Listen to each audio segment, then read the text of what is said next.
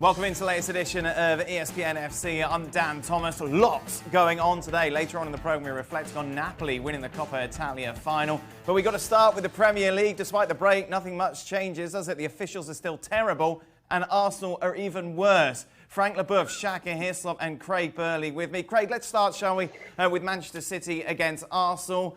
It went pretty much exactly as you would expect it to. Well, yeah, but Nicol wouldn't have been expecting such an early injury and having to bring David Luiz on. But, you know, David Luiz was true to form. He was a shambles. Listen, I don't think this would have been much of a game, to be quite frank, 11v11. I think it was heading that way anyway. His mistake and then he sending off just absolutely put the final nail in the coffin. Look, we said it before the lockdown, we were, you know, red in the face.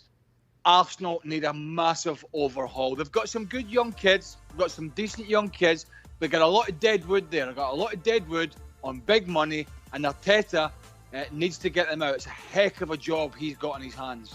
Talk to me about David Luiz, Frank. Well, it's sad because when you're a defender, you don't want to see that, and it's appalling in another way because we know that he conceded 4 penalties and he's the most player was involved in bigger errors during the Premier League season. So you saw David Luiz, well, if not every weekend, far too often. For Arteta, it was an awful day for him. You lose 2 players through injury, and now David Luiz comes in and does as he does. I can say tongue-in-cheek, maybe David Luiz not being available for the next 3 weeks kind of balances things out because he's been that poor. At least Arteta wouldn't have to answer to those upstairs as to why he's leaving David Luiz out. And he'll have to call on some of his young and up-and-coming players. But it's not the start that Arsenal wanted. Surprise, surprise. You have to put this behind you. Somehow, Arsenal are leaving everybody scratching their heads as to how they can be this poor. One second, Dan. Let's cut through the mustard here. David Luiz shouldn't be at that football club, right? That's the problem. Mustafi shouldn't be at that football club. There's an argument to say Shaka shouldn't be at that football club. Not good enough. Mesut Ozil, you're just about to get to him, shouldn't be at that football club. But some clown gave him a 300,000 plus a week contract, right? For a guy who's been a liability. They've made bad signings. They've made bad decisions, right? That's the bottom line. Now they've got a young, inexperienced manager who's been in the game a long time, but not in management. And he's left with this. And he's going to be questioned. And his reputation is going to be on the line. I mean, what the hell was wrong with Lacazette? I mean, if it's a fitness issue, I get it. If he's carrying a knock, I get it. But is he not a better option? As good as Nketiah is as a youngster, is he not a better option to be playing from the start? All these decisions at this football club need to be questioned. But David, and wait to hear this, there was a story 24 hours ago, and this is incredible, that Arteta wanted to be given David Luiz a new contract, seeing him as a role model, seeing him as a key part of helping. I mean, it's just incredible. Just incredible the amount of bad wood and bad apples and dead wood, they have at this football club. And until they sort it, they're nothing more than mid-table mediocrity. Craig, you mentioned Mesut Ozil. Arteta said after the game his decision not to include him in the squad was tactical. I mean, I've never heard anything so stupid in all my life, apart from that alarm going off in the background, whoever that is. I just don't get it. I just don't. It's not tactical. Yes, he wasn't going to play away at Man City, and that, in a nutshell, tells the story, right? He's not going to play. But at least if you've got a guy who can potentially change a game, if Arsenal were to hold Man City to a 0-0 for 75 minutes or something like that, that you could bring on and he could maybe open the door. So don't tell me it's tactical. You're making yourself look stupid, right? It's not tactical. He's a waste of space these days, right? But they've lumbered themselves with this player. I would prefer if Mikel Arteta come out and said, do you know what? I'm not going to get from Arteta what I need. So I've left him in London. I've left him back there, and I'd rather bring the kids. I would respect him more if he said that. But don't come out and tell us it's tactical, because that's nonsense. Shaka? I totally agree with Craig. Especially when you consider there's 5 substitutes now after the break. So to suggest that you're leaving Ozil out because it's tactical when you have so many more cards that you can play depending on how the game goes, it's simply ridiculous. Come on, Frank. Yes, I just want to add something on Craig and Shaka are saying. You know, that club dropped so much in the level of how do you say, being competitor and being able to fight in the top four. I mean, I played against Arsenal, I played against the Gunners. I mean, that's such a great club, and I see some players who don't deserve to be in that club. And you have to say thanks Leno in goal, because it could have been like 7 or 8-0. Even first half 4-0. So that's not Arsenal that we used to know. That's not the level that the club should be. And as Craig said, that at first it needs to be changed at some point. The gulf incredible between Arsenal and Manchester City in all ways today. So evident, Craig. City, bit rusty to start with, but got better as the game went on. And Kevin De Bruyne, fantastic once again. Yeah, just graceful as usual, you know. But he had a couple of bad passes that were strange, but you know, just graceful and his weight of pass, his vision, you know, everything about it. You know, Sterling's pace and movement, and there was a lot of rustiness there, and it is difficult for a lot of the players, for all clubs. But ultimately they were extremely comfortable in the end, and you know, it was a really good day for them, apart from a really, really nasty incident involving the young centre-half, and we hope he's going to be okay, but it was a bad incident. Guardiola said that he was conscious, but obviously the club keeping a very close eye on how he's going to be over the next 24 hours. Frank, you look at this Manchester City side, we saw like the odd pass where it was going amiss, but apart from that, they weren't too far off where they'd want to be. Yes, exactly. I think it took them 20 minutes, or mostly it took Kevin De Bruyne 20 minutes to get into the game and be ready to serve like he always do.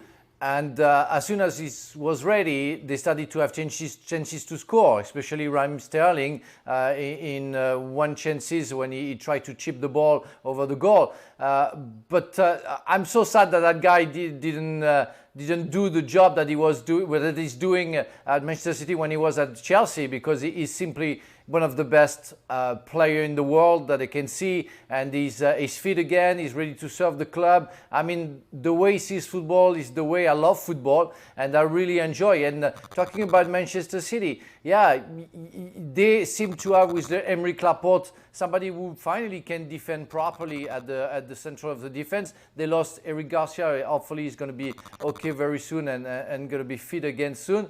But really, I enjoy sometimes seeing Manchester City, but the slowness of the game make me sometimes a little bit being. Do you know what was clear today, Dan, for people that follow the Premier League and fans of the Premier League, and maybe even some journalists, was they've got their head up their backside, because they were all out saying, "Oh, it's not the same, this football with no fans here.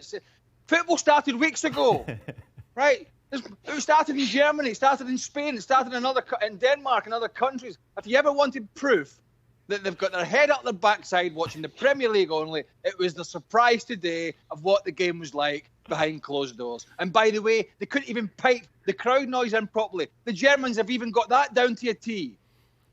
Let's move on to the first game, shall we? Just shrouded in controversy. Aston Villa taking on Sheffield United. This one finished 0-0. However, cameras were blocked, right? I am not having that for starters, that all 7 cameras were blocked. I think there was a technical issue here. You know, that being said, you're absolutely right, Dan. Somebody who might have been, as I've always said, having a bit of pizza or a cup of coffee back in the VAR booth should have been saying, "Oh, hold on a minute, hold on." You know, because listen. What we have here is Michael Oliver, the referee, pointing to his watch, saying the technology. This is the problem. This is the issue. The technology is there to help, but you still have to go on instinct, right? And the instinct here was he was completely over the line. So somebody should have got on the buzzer into his earpiece and said, "Oh, stop the game. Let's have a look at this." But the referees have become so robotic with the technology, then that's a big part of the problem. And I feel for Chris Wilder and Sheffield United, because they're going for European places. And that point, you know, I doubt it, but that point might be enough to keep Villa up. But somebody in a booth has to make a human decision and not rely on technology. Frank? Yeah, well, we say that normally the people in the VAR shouldn't intervene in this matter. But what about, and as Craig said, the human aspect of the game? What about the lineman? Where was the lineman? Was he napping? Was he sleeping? I mean, everybody saw it. I saw a comment on Twitter, people saying that I was in the United States. And you understand the referees on the park relying on the technology. I'm not buying, as you said, Dan, that all the cameras were blocked. I've seen more people crowded in a goal mouth right on the goal line than this incident suggested, which also says that if you know that the possibility exists that all the cameras will be blocked and something will be missed, then there has to be a fail-safe, which is where VAR comes in. And for them not to use that, not to rely on that in that circumstance, somebody dropped the ball desperately, whether they were having pizza or coffee, as Craig said, who knows? But surely, you have to have a plan B. You have to know that there's a possibility of this happening, and you have to know what you're going to do. To rely on the IFAB protocol is as big a cop-out as anybody could hope for. Mike Riley continues to have a stinker, Daniel, the head of the PGMOL, the referee supremo. His disastrous season of overseeing technology continues. Now, I know he's not the Hawkeye guy. I know that. But I go back to the human element, right? And it's not Michael Oliver's fault because he's solely reliant on his watch. He doesn't know it's either non-operational at this point or indeed it was all blocked, which I don't buy. But surely to God, we cannot take the whole human element. And I think that's an argument that people have been putting forward. The sort of naysayers around VAR when it came out to start with was, well, we're going to completely take the human element out of the game. And this will give them an argument. This kind of thing gives them an argument that no one has the ability, the vision, the instinct to step in and say, hold on a minute, that really looks suspicious. I think there might be a problem here. Stop the game. We'll check it over, and then we'll go from there. Is that common sense, or am I just living in cloud cuckoo land? I don't know. Finally, Shaq, we saw, of course, in both games, tribute to... Not very long ago, few people, including myself, were particularly impressed when Gattuso came on, replacing Ancelotti in December. But he delivered a trophy, and now...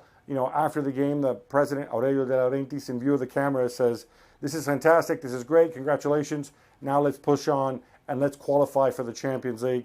And heck, now let's go and win the Champions League. Now that might be a bridge too far, but it shows what cohesion and can do. It shows what a game plan can do if you execute it. And it's just an incredible turnaround, really engineered by Gattuso. Not a good look for Juve, though, is it, Shaq? That your 42-year-old goalkeeper is the man of the match for, argue, even worse today. Yeah, they were. And look, it's, last time we picked out, people like Pjanic who perhaps weren't performing. I think Sarri got it wrong tactically again. Cristiano Ronaldo at center forward is not something that works. He had a poor game. But, it's certainly not on him. The pieces around him not fitting together at all. Sarri tried to change it around with Bernardeschi, but they still look like they're neither fish nor fowl. They just don't look comfortable on the ball, and that's not that we've seen very much at all from a Sarri team. These are teams that like to have possession. The whole thing with Juve was that they could do it both ways. Well, since this restart, they've just been really, really poor. It's almost as if they've forgotten what to do with the ball when they have too much of it. Gab, why does Sarri keep persevering with Ronaldo in this position? It's a good question. I mean, Gonzalo Higuain obviously not fit yet. He would be their natural center forward. But I mean, we saw earlier this year, we saw him try different solutions. I think a Paulo Dybala, Ronaldo front line would work a lot better. Of course, but if you do that, then you have to play a diamond in midfield. And I guess he didn't trust Bernardeschi, Ramsey not fully fit. He felt like he didn't have somebody to play in that position. Plus, in Italy, for some reason, we have this sort of, fetish, this obsession with players like Douglas Costa because they're good one-on-one. Okay, great. He's good one-on-one. He can beat a defender, but then if he delivers a rubbish cross or then tries to beat another one, just loses it, it doesn't do much for you. There's this belief that Douglas Costa has to play because he speeds things up. But I think, as we've seen, he's not a difference maker to the point which justifies, his inclusion if it's going to screw things up in other parts of the pitch. Juventus and their ultimate goal, Shaka, obviously, bringing in Ronaldo was for him to help them to that Champions League crown.